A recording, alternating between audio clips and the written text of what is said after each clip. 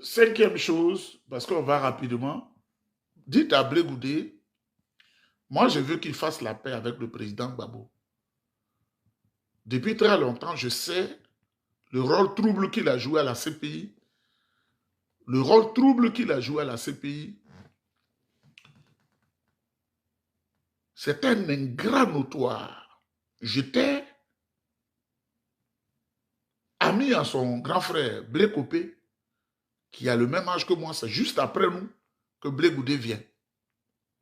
Et c'était un ingrat notoire. Parce que quand la crise de 2002 a éclaté, celui qui a fait venir Blé Goudé en Côte d'Ivoire, c'est Tapé-Koulou Laurent. Parce que le premier meeting de la résistance en Côte d'Ivoire a été organisé par Tapé-Koulou Laurent à la place CP1 de Yopougon. C'est ça l'histoire. Je suis un sachant. J'ai le pays en main. Au moment où ça tirait encore, où l'autoroute était bloquée, où Yopougon était bloqué, où les gens ne savaient pas où mettre la tête, Tapé-Koulou a improvisé un meeting. Et des gens sont venus par milliers à la place CP1 de Yopougon. Je n'ai pas dit deux places, hein. Place CP1 de Yopougon.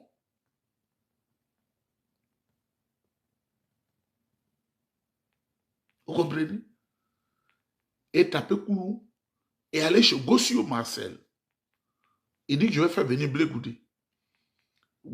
Quand on lui a donné l'argent, il a envoyé les 2 millions à Blé Goudé, qui avait échoué à Manchester, il ne comprenait pas l'anglais, rien ne rentre dans sa tête, parce que lui, c'est un voleur de licence. Il vole diplôme. Et il était maintenant chez Damana Picasso en France, quand les événements ont éclaté, et que Tapé-Koulou a appris que son petit d'avant, Soro Guillaume, qui est de la Fessi, c'est lui qui a la tête de la rébellion. Voilà pourquoi Tapé-Koulou a demandé que, bon, moi aussi, je vais prendre quelqu'un de la Fessi pour que vous meniez le combat. C'est lui qui a envoyé Blé Goudé. C'est Tapé-Koulou qui, à la Cité Rouge, à Cocody, a constitué ce qu'on appelle l'Alliance des jeunes patriotes. C'est lui, c'est chaud. Il dit Blé Goudé, comme ça, comme ça, comme ça. Moi, je suis le parrain. Mais qu'est-ce que Blé Goudé a fait de Tapé-Koulou? Une ingratitude qu'on n'a jamais vue depuis que nous sommes nés. Parce que j'étais là, j'écoutais. Je sais tous les recoins, les coins et les recoins de la République de Côte d'Ivoire. Enquêteur fin. Et il a détruit l'entreprise de Tapé-Koulou. Il a détruit les relations de Tapé-Koulou et le monsieur. Même quand Tapé-Koulou est mort, il n'a pas mis son pied là. Les événements malheureux sont arrivés. Il se retrouve à la cour pénale avec le président Gbagbo. Le dossier est là, hein. Parce qu'on m'envoie les dossiers, je les regarde. Même le dossier, pour que vous compreniez le dossier Rekia Madougou, pour que je vais sortir un seul, vous allez voir. La lettre même de la ministre qui est en prison au Bénin, sa lettre manuscrite m'a été envoyée.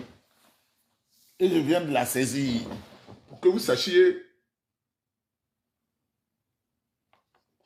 que je travaille. C'est son nom qui est en bas. Rekia Madougou. Pour ne pas qu'on dise, ah, c'est un pafloteur. Sur le dossier. Tous les dossiers, sur le propriétaire des dossiers. Pas les faux dossiers comme Ben Soumarou. Ça vient. Parce que le numéro est dans le monde. Tapé-Koulou a souffert pour Blé Goudé. Mais quand Blé Goudé est venu, la première personne qu'il a sacrifiée, c'est Tapé-Koulou. Il lui a arraché tous ses journalistes. Il allait créer un faux journal. Vous savez, les gens ne changent pas leur manière de s'asseoir. Hein. Vous les connaissez sur les plateaux de télévision. Des gens qui n'étaient pas ivoiriens et qui étaient protégés. Le jour où Blé Goudé leur a donné ne serait-ce que 300 000 francs, ils sont devenus autre chose dans la République. Donc Blé Goudé, ce qu'il a fait au président Gbagbo, comme il est mon petit frère, j'étais ami personnel de son frère, si je veux dire en détail ce qu'il a fait au président Gbagbo à la cour, c'est grave. Il avait installé un système d'espionnage. Quand il approche le président Gbagbo, il enregistre au profit des gens d'Abidjan. Je sais tout ça. Mais je dis, il faut arrondir les angles. Président Gbagbo, Blé Goudé, il faut l'accepter. Si tu as accepté Soro, il faut l'accepter, c'est ton fils. Mais le président Gbagbo ne le dira jamais. Quand il approche, il enregistre. Mais ce que Blé oubliait, c'est qu'à la Cour pénale internationale, et même dans les vraies prisons, toutes les communications sont sur écoute. On écoute le président Gbagbo, on écoute Blé Goudé, on les écoute eux tous. Parce qu'on ne sait pas ce qu'il peut faire. Et c'est les gens là-bas qui ont dit au président Gbagbo, quelle est ta relation avec le jeune? Il ne faut plus manger sa nourriture. Il est en train de négocier avec les gens d'Abidjan et il t'écoute et il appelle et voilà ce qu'il est en train de faire. Blé Goudé, comme c'est un voleur de diplôme, il ne sait pas qu'on écoute les gens. Il ne sait pas les services d'écoute. Le président Gbagbo était tellement dépassé qu'il en est tombé malade sur une semaine. Je vous le dis clairement. Il va dire, quand on lit la vidéo, il va dire, ah, Nyeba là, vraiment, c'est un cas. Il va dire, c'est un cas. Il y a un ministre d'État qui était en contact avec Blé Goudé. Et Blé Goudé vendait régulièrement Gbagbo. Et il recevait de l'argent à la prison. C'est pourquoi le président Gbagbo l'a classé. Parce qu'on ne sait pas. Le jeu dans lequel il est là, s'il a accès au président Gbagbo encore, est-ce qu'il ne va pas aller le saluer avec de l'anthrax? Mais je vais arrondir les angles. C'est un petit frère. Dites-lui, esprit d'espionnage, esprit de méchanceté, quitte ce corps de Blé Goudé. Esprit de méchanceté, quitte ce corps de Blé Goudé. Le jeu qu'il joue, l'on voit. Mais c'est un petit frère. Et je ne vais pas aller loin parce que quand je le regarde, je me souviens de son frère Blé Copé. Une ingratitude. Blé Goudé est ingrat. Tous ses amis qui ont marché à lui, il est ingrat.